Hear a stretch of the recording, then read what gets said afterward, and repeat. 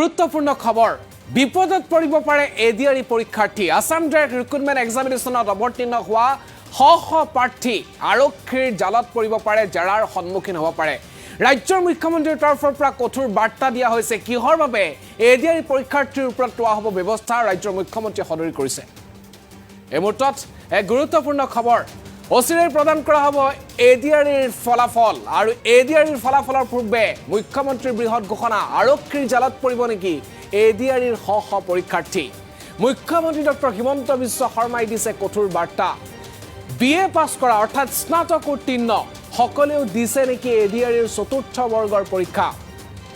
ধৰা পৰিলে কঠোৰ পদক্ষেপ লোৱাৰ কথা ঘোষণা কৰিছে ৰাজ্যৰ মুখ্যমন্ত্ৰী ডক্টৰ হিমন্ত বিশ্ব শৰ্মাই চৰকাৰক ফাঁকি দি পৰীক্ষাত বহাসকল সাৱধান নিজৰ যদি শিক্ষাগত অৰ্হতা লুকুৱাই চতুৰ্থ বৰ্গৰ পৰীক্ষাত বহিছে তেন্তে সেই সকল পৰীক্ষাৰ্থী সাৱধান বিএ পাছ কৰি চতুৰ্থ বৰ্গৰ পৰীক্ষা দিয়া সকলৰ বিৰুদ্ধে আপুনি খবৰ দিব পাৰিব চৰকাৰক লিখিত পৰীক্ষাত পাছ কৰাৰ পিছতে এই সকলৰ বিৰুদ্ধে দিব পাৰিব খবৰ মৌখিক পৰীক্ষাৰ পূৰ্বে এই সকলৰ ওপৰত লোৱা হ'ব বিহিত ব্যৱস্থা ৰাজ্যৰ মুখ্যমন্ত্ৰী ডক্টৰ হিমন্ত বিশ্ব শৰ্মাই লাইভ যোগে ফেসবুক লাইভত এই বিশেষ কঠোৰ বাৰ্তা দিছে ৰাজ্যত এডিআৰই পৰীক্ষা অনুষ্ঠিত হৈ গ'ল আৰু এডিআৰই পৰীক্ষা 7 মাৰ্চ তাৰিখে ঘোষণা কৰা হ'ব লিখিত পৰীক্ষাৰ ফলাফল ঘোষণা কৰা হ'ব কিন্তু চতুৰ্থ বৰ্গৰ লিখিত পৰীক্ষাত যিসকলে উত্তীৰ্ণ হ'ব তাৰ ভিতৰত যদি স্নাতক উত্তীৰ্ণ অৰ্থাৎ বিএ বিএসসি বিকম যদি পাছ কৰা কোনো লোক থাকে নিজৰ যদি শিক্ষাগত অৰ্হতা লুকুৱাই ৰাখি কোনোৱে এডিআৰই পৰীক্ষাত উত্তীৰ্ণ হয় লিখিত পৰীক্ষাত তেন্তে মৌখিক পৰীক্ষাৰ পূৰ্বে সেই সকলৰ বিৰুদ্ধে আপুনি অভিযোগ দিব পাৰিব আপোনাৰ অভিযোগ হয়তো গোপনে ৰখা হ'ব ৰাজ্যৰ মুখ্যমন্ত্ৰীয়ে কৈছে এই কথা মৌখিক পৰীক্ষাৰ পূৰ্বে চৰকাৰক জনাক আৰু সেই সকল নিজৰ শিক্ষাগত অৰ্হতা লুকুৱাই চতুৰ্থ বৰ্গৰ পৰীক্ষাত অৱতীৰ্ণ হৈ উত্তীৰ্ণ হোৱা সকলক লোৱা হ'ব বিহিত ব্যৱস্থা আৰক্ষীৰ জালত পৰাৰ সম্ভাৱনা আছে নিহিত ব্যৱস্থা জেৰাৰ সন্মুখীন হ'ব লগা হ'ব পাৰে বিপদত পৰিব শ এডিআৰই পৰীক্ষাৰ্থী ৰাজ্যৰ মুখ্যমন্ত্ৰীয়ে ফেসবুক লাইভত কি কথা কৈছে আমি এই মুহূৰ্তত ৰাজ্যৰ মুখ্যমন্ত্ৰী সেই মন্তব্যটো আপোনালোকক আগবঢ়াইছোঁ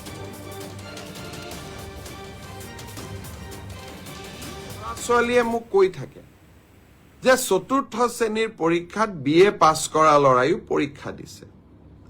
এতিয়া কথাটো হ'ল আমি কোনোবাই যদি নিজকে চৰকাৰক ফাঁকি দি পৰীক্ষা দিয়ে তদন্ত নোহোৱালৈকে মুখ্যমন্ত্ৰীয়ে গম পাব নোৱাৰে কেতিয়াবা আপোনালোকে এনেকে মোক ফেসবুকত লিখে টুইটাৰত লিখে যেন মই সব গম পাওঁ কোনোবা ল'ৰা এজনে যদি বিএ পাছ কৰিও নিজৰ যোগ্যতাটোক লুকুৱাই পেলাই চতুৰ্থ শ্ৰেণীৰ পৰীক্ষাত আবেদন কৰে মুখ্যমন্ত্ৰীজনে কেনেকে গম পাব আপোনালোকে খবৰ দিব আপোনালোকক আমি সুবিধা দিম যে এনে যিসকল লোকে আপোনালোকে দেখিব যে লিখিত পৰীক্ষাত পাছ কৰিছে কিন্তু এডুকেশ্যনেল কোৱালিফিকেশ্যনক তেওঁলোকে লুকুৱাই ৰাখিছে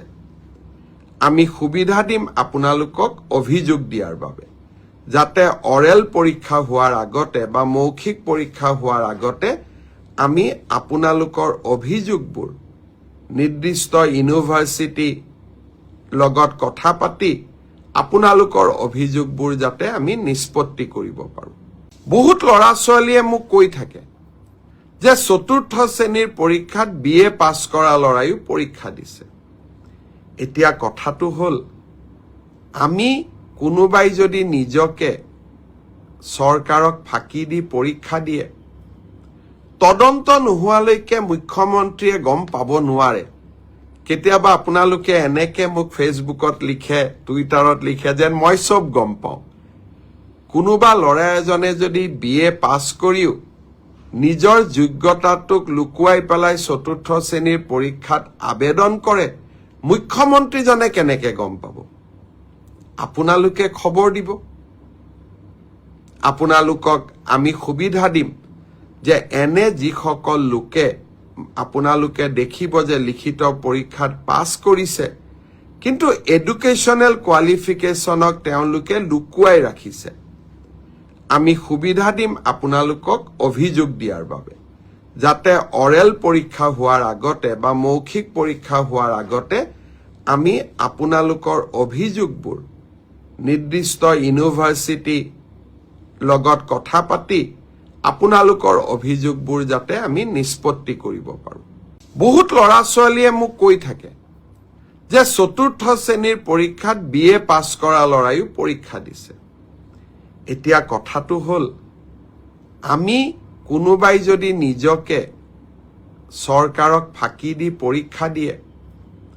তদন্ত নোহোৱালৈকে মুখ্যমন্ত্ৰীয়ে গম পাব নোৱাৰে। কেতিয়াবা আপোনালোকে এনেকে মোক ফেচবুকত লিখে, টুইটাৰত লিখে যেন মই চব গম পাওঁ।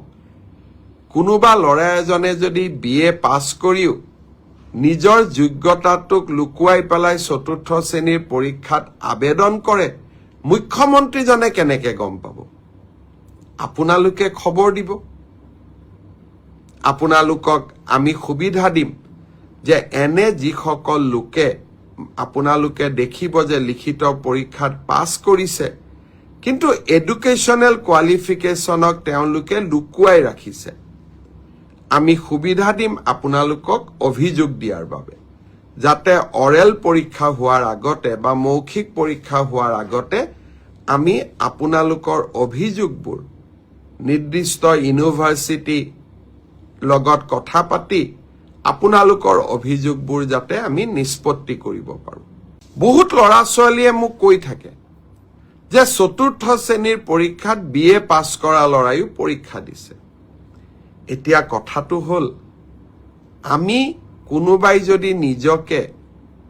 চৰকাৰক ফাঁকি দি আৰু এনেদৰে ৰাজ্যৰ মুখ্যমন্ত্ৰীয়ে কৈছে যে আৰক্ষীয়ে ব্যৱস্থা ল'ব পাৰে বা বিহিত ব্যৱস্থা লোৱা হ'ব। আৰক্ষীৰ জালত পৰিব নেকি শ শ এৰিয়াৰী পৰীক্ষাৰ্থীৰ প্ৰশ্ন উত্থাপন হৈছে। মুখ্যমন্ত্ৰী ডক্টৰ হিমন্ত বিশ্ব শৰ্মাই সামাজিক মাধ্যমত এই কঠোৰ বাৰ্তা দিছে। স্নাতক উত্তীৰ্ণ BA, BCom, BSc পাছ কৰা সকলেও দিছে নেকি এৰিয়াৰী চতুৰ্থ বৰ্গৰ পৰীক্ষা? ধৰা পৰিলেই কঠোৰ পদক্ষেপ লোৱাৰ কথা ঘোষণা কৰিছে ৰাজ্যৰ মুখ্যমন্ত্ৰীয়ে। লিখিত পৰীক্ষাত যদি সেইসকল উত্তীৰ্ণ হয়, চৰকাৰক ফাঁকি দি যদি তেওঁলোকে শিক্ষাগত অৰ্হতা ফাঁকি দি যদি পৰীক্ষাত বহিছে, সেইসকল সাৱধান হওক।